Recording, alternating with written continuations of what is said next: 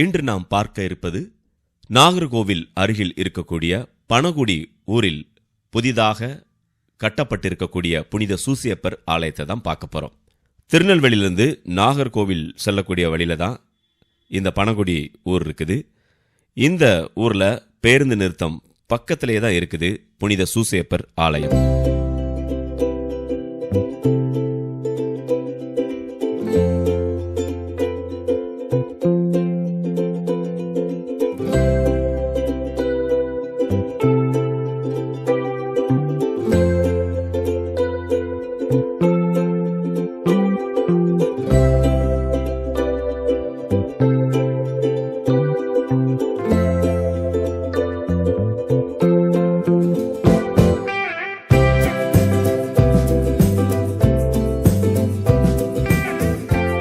இந்த அழகான சூசேப்பர் ஆலயம் 19 கோடி ரூபாய் செலவில் கட்டப்பட்டதா அந்த ஊர் மக்கள் சொல்றாங்க. பாருங்க, வெளியே காம்பவுண்ட் வால் எவ்வளோ அழகாக பண்ணியிருக்காங்க பார்த்தீங்களா? அந்த காம்பவுண்ட் வால்லையே 2 சமணசுகள் இருக்கிற மாதிரி வடிவமைச்சிருக்கிறாங்க. ரொம்ப அழகாக இருக்குது பார்ப்பதற்கு.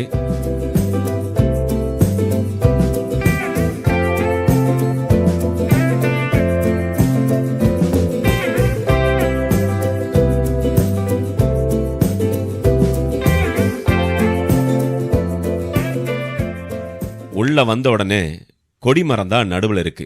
பாருங்க, இது முழுக்க முழுக்க கல்லிலான கொடிமரமாங்க. பாருங்க, மழை வெயில் எது வந்தாலும் ரொம்ப அசால்ட்டா இது தாங்கி நிற்கும்.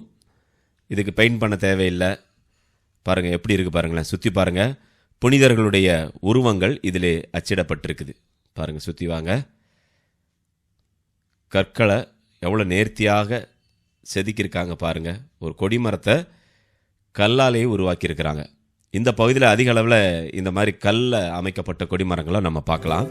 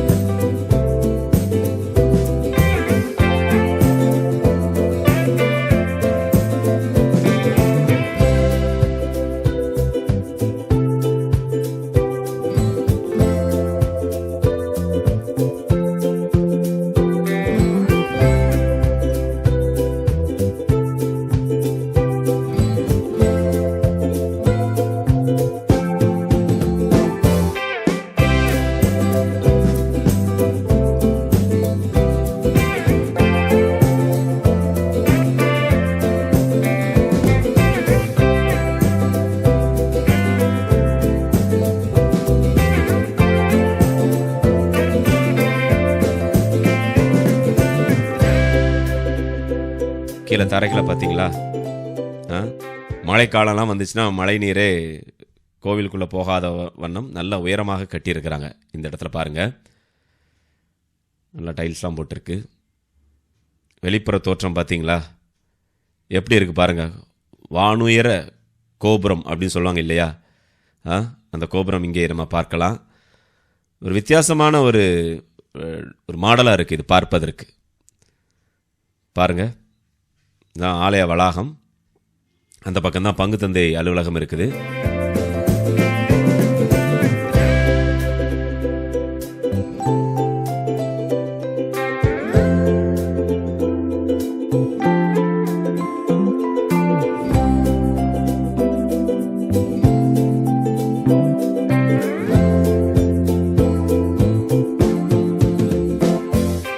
சரி வாங்க, கோயிலுடைய வாசலுக்கு போகலாம். இந்த புனித சூசேப்பர் திருத்தலத்தை பொறுத்த வரைக்கும் பார்த்தீங்கன்னா 22/4/2025 அன்று ஆலய அர்ச்சிப்பு நடந்திருக்கு. தூத்துக்குடி மறைமாவட்டம் மேதகாயர் ஸ்டீஃபன் அந்தோனி அவர்களுடைய தலைமையில் இந்த ஆலயத்தினுடைய பணியை நிறைவு செய்தவர் அப்படிங்கிற பெருமை அடைவது அருட்திரு தந்தை இருதயராஜ் அவர்கள் தான் 2020 2025 வரைக்கும் இந்த பங்கினுடைய தந்தையாக இருந்திருக்கின்றார். சரி வாங்க உள்ளே போகலாம். முதல்ல இந்த வாசற் கதவுல இருந்தே நம்ம பார்க்கலாம். தேக்கு மரத்தால் பாருங்க எவ்வளோ ஒரு அழகான ஒரு வடிவமைப்பு. முழுக்க முழுக்க தேக்கு மரம் கொண்டு இந்த ஆலயத்தினுடைய பிரதான வாசலை அவங்க உருவாக்கி இருக்கிறாங்க. பாருங்கள், இந்த சைடில் இருந்து பார்த்தோம்னா ஒரு 3D பிக்சர் பார்க்குற மாதிரி இருக்கும்.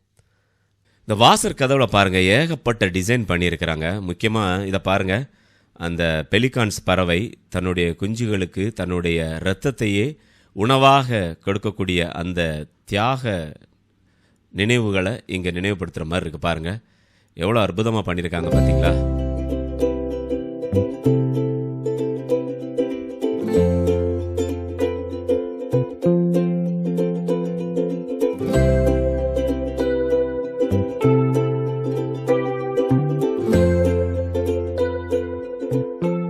இதில் நிறைய விஷயங்கள் இருக்குது. எனக்கு சில விஷயங்கள் என்னென்னு எனக்கு பிடிபடலை. உங்கள் யாருக்காவது தெரிஞ்சதுன்னா கொஞ்சம் எனக்கு வந்து கமெண்ட்டில் தெரியப்படுத்துங்க நண்பர்களே. எவ்வளோ அற்புதமான ஒரு வடிவமைப்பு பாருங்கள்.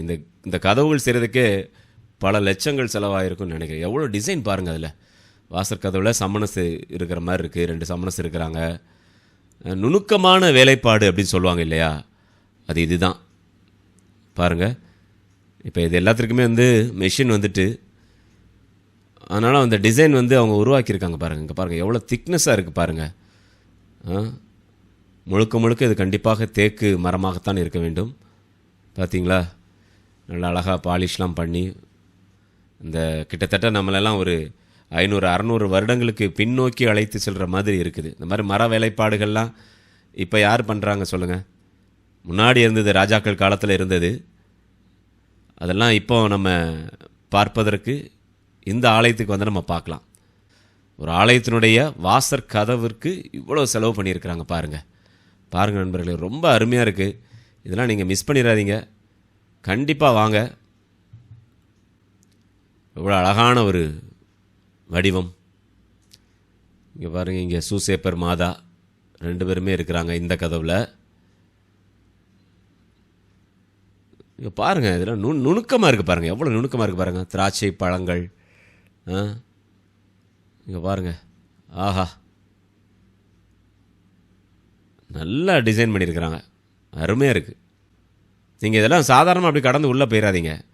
அது என்னென்ன டிசைன் பண்ணியிருக்கிறாங்க அப்படிங்கிறதெல்லாம் பார்த்துட்டு அதுக்கப்புறமா நீங்கள் ஆலயத்துக்குள்ளே போங்க. நேரில் போகிறவங்களுக்காக நான் சொல்கிறேன். நீங்கள் வாசக்கதவில் ஆமாம் இருக்குது அப்படி சொல்லி கடந்து போயிடாதீங்க. இதெல்லாம் செய்து முடிப்பதற்கு எத்தனை நாட்கள் ஆகிருக்கும்ல. இதெல்லாம் நல்லபடியாக மெயின்டைன் பண்ணணும். மழைக்காலங்களில் ரொம்ப கவனமாக இதை மெயின்டைன் பண்ணணும், அது ரொம்ப முக்கியம். ஏன்னா காலத்திற்கும் பெயர் சொல்லக்கூடிய வகையில் இந்த ஆலயத்தை உருவாக்கியிருக்கிறாங்க.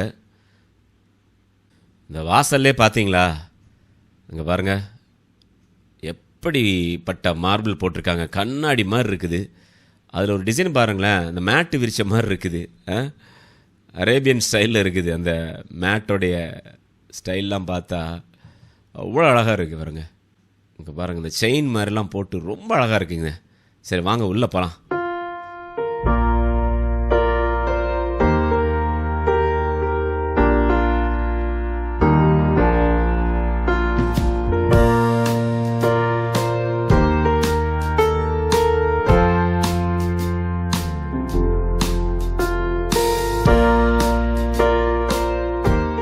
ஆஹா, பிரமாதம் பிரமாதம். போங்க, காண கோடி கண் வேண்டும் அப்படிம்பாங்கல்ல, அது இந்த ஆலயத்திற்கு வந்து பொருந்தும். பாருங்கள், அப்படியே தேக்கிலே இழைச்சி இழைச்சி பண்ணியிருக்கிறாங்க. இந்த ஸ்டெப்ஸ் முதற்கொண்டு எல்லாமே தேக்கு மரம் தான் பாருங்கள். ஆஹா, இது பாருங்கள் மேலே, இது டாப்பில், இதுக்கு மேலே கொயர் கிளாஸ் இருக்காங்க, பாடகர்கள் குழு. கோல்டு கலர் பெயிண்டிங் தான், எப்படி தான் உட்காந்து பண்ணாங்கன்னே தெரிலங்க. அப்படி நுணுக்கமாக பொறுமையாக அப்படி வரைஞ்சிருக்கிறாங்கல்ல. இது சாதாரணமாக பெயிண்ட் பண்ணுறவங்களை கொண்டு பண்ண முடியாது. அந்த பெயிண்டர்ஸ் அவங்க ஸ்டைல் வேறு. ஏன்னா இதெல்லாம் வந்து ஆர்டிஸ்ட் தான் பண்ண முடியும். அந்த ஷேடோ எஃபெக்ட்லாம் கொடுத்துருக்காங்க பார்த்தீங்களா. இங்கே பாருங்கள், டாப்பில் பாருங்கள், அங்கே வந்து ஆண்டவருடைய புதுமைகள் எல்லாமே அங்கே ஓவியமாக இருக்கின்றது.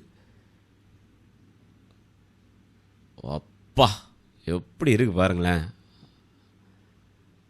இந்த டிசைனை உருவாக்கியவருக்கும் இப்படி ஒரு டிசைன் வேணும் அப்படின்னு கேட்டவருக்கும் என்ன மாதிரியான ஒரு கற்பனை திறன் இருந்திருக்கு, என்ன மாதிரியான ஒரு அவங்கக்கிட்ட பாருங்களேன். இப்படி வேணும் அப்படின்னு ஒரு எதிர்பார்ப்பு இருந்தால் தான் அந்த வேலையாட்கள்கிட்ட அந்த வேலையை வாங்க முடியும் இல்லையா. அதுக்கு முதல்ல நமக்கு ஒரு கற்பனை திறன் வேணும், அது அலாதியான ஒரு திறமையாக இருக்கணும். சாதாரணமாலாம் இருந்தாலும் வேலை வாங்க முடியாது. அது அந்த பங்கு தந்தை அவர்கிட்ட இருந்திருக்கு. இதில் பாருங்க, ஆண்டவர் குழந்தையாக இருக்கிறாரு, சிறுவனாக தன்னுடைய தந்தையோடு இணைந்து அந்த பணிகளை அவர் மேற்கொள்கின்றார். அதை நினைவுபடுத்தக்கூடிய விதமாக அந்த சிற்பம் அங்கே வடிவமைக்கப்பட்டிருக்கு. பாருங்க, இங்கே ஆண்டவருடைய புதுமைகள் எல்லாமே இருக்குது. இதில் பார்த்தீங்களா, என்னென்ன புதுமைகள் புதிய ஏற்பாடில் இருக்கோ அது எல்லாமே இங்கே கொண்டு வரப்பட்டிருக்குது. நீங்கள் நின்று பொறுமையாக பார்க்கணும். இதோ இருக்குது அப்படிங்கிற மாதிரிலாம் நீங்கள் கடந்து போயிடாதீங்க தயவுசெய்து. ஆண்டவருக்கு ஞானஸ்தானம் கொடுக்கக்கூடியது, திராட்சை ரசம், தண்ணீரை திராட்சை ரசமாக மாற்றுறது, மீன் பிடிக்கிறது, எல்லா காட்சிகளும், புயலை அடக்கியது, எல்லா எல்லா எல்லா புதுமைகளும் எல்லா காட்சிகளும் அங்கே உங்களுக்காக வடிவமைத்திருக்கின்றார்கள். அப்படி நீங்கள் பார்த்துட்டே போகலாம். அதுக்கப்புறமா இந்த கிளாஸ் ஒர்க் பாருங்கள், கிளாஸ்லேயே பெயிண்டிங்லாம் பண்ணி மேலே வச்சுருக்குறாங்க. பார்த்தீங்கன்னா ஜன்னலில் ஃபுல்லாக பாருங்கள், எல்லாமே கிளாஸ் பெயிண்டிங். ரொம்ப காஸ்ட்லி, இதெல்லாம் பயங்கர காஸ்ட்லி. அதை ரெடி பண்ணியிருக்கிறாங்க. 19 கோடி ரூபாய் செலவுன்னு சும்மா கிடையாது இல்லை. இங்கே பாருங்கள், மேலே டாப்பில் பாருங்கள், இதில் பழைய ஏற்பாட்டில் இருக்கக்கூடிய விஷயங்கள் எல்லாமே இதில் பண்ணி, ஆதாம் ஏவாள் அவங்க காலத்தில் ஆரம்பித்து அந்த கோலியாத் கதை, அப்புறம் அந்த மோய்சன் இவங்களோட ஸ்டோரி எல்லாமே இருக்குது பாருங்கள்.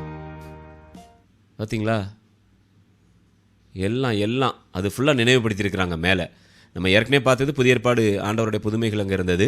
இங்கே பழைய ஏற்பாட்டில் நடந்த நிகழ்ச்சிகள் எல்லாம் மேலே கொடுத்துருக்குறாங்க. அப்படியே கீழே வந்தீங்கன்னா பாருங்களேன், ஆஹா, கடவுள் இறைமகன் இயேசு 2 பேரும் இருக்கிற மாதிரியான அங்கே வடிவமைக்கப்பட்டிருக்கு. கீழே திருச்சிலுவையில் ஆண்டவர் இருக்கிறாரு, அது கீழே நற்கருணை பெட்டி. அப்பா, என்னங்க இது, என்ன டிசைனுங்க இதெல்லாம். எனக்கு தெரிஞ்சு இந்த பீடத்துக்கு தான் அவ்வளவு செலவு அதிகமாக இருக்குமோன்னு எனக்கு தோணுது. அந்த பீடத்தில் இருக்க தூண்கள்லாம் பார்த்தீங்களா? வாங்க அதை க்ளோஸ் அப்பில் பார்க்கலாம்.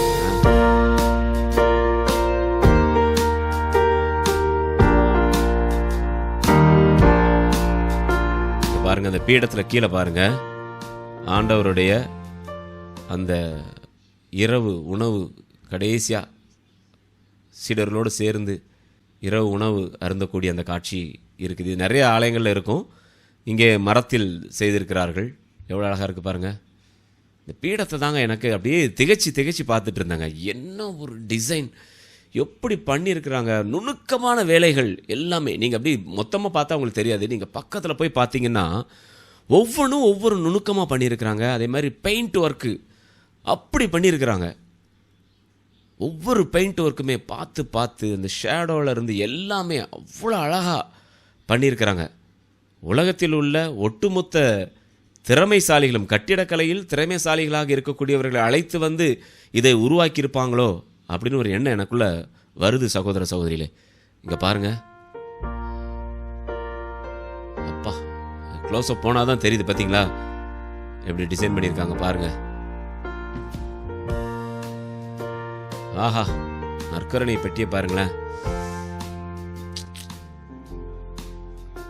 வழக்கமாக நற்கருணை பெட்டி கீழே இருந்தே அப்படியே அந்த நற்கருணை பாத்திரத்தை வைக்கிற மாதிரி தான் இருக்கும். இங்கே சைடில் படிக்கட்டுகள் கொடுத்துருக்குறாங்க. அந்த படிக்கட்டுகள் வழியாக மேலே ஏறி தான் நற்கருணை அந்த பெட்டியை திறக்க முடியும். அந்த மாதிரி பண்ணியிருக்கிறாங்க. இங்கே பாருங்கள், இது பார்த்தீங்களா, ரீடிங் ஸ்டாண்டு, பைபிள் வாசகம் வாசிக்கிற ஸ்டாண்டு, கல்லுலே அழகாக பண்ணியிருக்கிறாங்க பாருங்கள். அதில் எவ்வளோ அழகாக டிசைன் பண்ணியிருக்கிறாங்க, எவ்வளோ பெயிண்டிங்ஸ் பாருங்கள். மார்பிள் கல் பலன்னு இருக்குதுங்க. எவ்வளவு செலவாக இருக்கும்ல. ஒரு தடவை கட்டுறோம், சிறப்பாக இந்த ஆலயத்தை வடிவமைச்சிடணும் அப்படிங்கிறதுல உறுதியாக இருந்து அந்த ஊர் மக்கள் எல்லோரும் சேர்ந்து அப்படி ஒரு ஆலயத்தை கொடுத்துருக்குறாங்க. தென் மாவட்டங்களில் இருக்கக்கூடிய ஆலயங்களில் இந்த ஆலயமும் ஒரு தனி சிறப்பை பெற்றிருக்கின்றது அப்படின்னு தான் நான் சொல்லுவேன். பாருங்க, இந்த பக்கம் பாருங்க, ஆஹா, ஒவ்வொரு காட்சியிலும் பாருங்க, மாதா உருவத்தை பார்த்தீங்களா எவ்வளோ அழகாக வடிவமைச்சிருக்கிறாங்க. அந்த தூண்களை பாருங்களேன், மார்பிள் கல் மாதிரி அப்படி இருக்கு. அந்த தூண்களை பாருங்க, அதில் போட்டிருக்கிற டிசைன்ஸ்லாம் பாருங்க, எவ்வளோ உயரத்திலிருந்து அதை அப்படியே கொண்டு வந்திருக்காங்க. இங்கே பாருங்க, கீழே பாருங்க, நற்கருணை பாத்திரங்கள்லாம் அவ்வளோ அழகாக டிசைன் பண்ணியிருக்கிறாங்க. ஆஹா,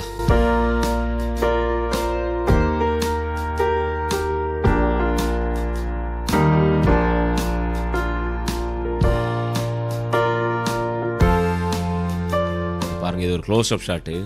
ஏன்னா ஸ்ட்ரைட்டாக பார்க்குறத விட இந்த மாதிரி கிராஸாக அந்த பக்கம் இருந்து பார்த்தா தான் எவ்வளோ அகலத்திற்கு வச்சுருக்கிறாங்க, என்ன ஒர்க்லாம் சைடில் நடந்திருக்கு அப்படிங்கிறத நம்ம பார்க்க முடியும். பாருங்கள், அதுக்காக தான் உங்களுக்காக நான் இந்த ஆங்கிள் எடுத்தேன்.